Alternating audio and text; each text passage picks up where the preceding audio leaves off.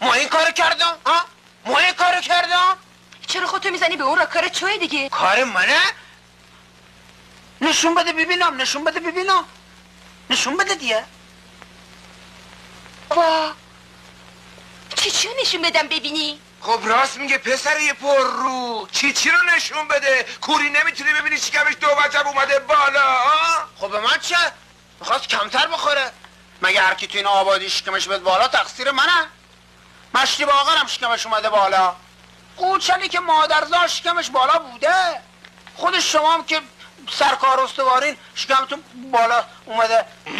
بیاین بندازیدش تو حالافتونی این پسره بی تربیت تو.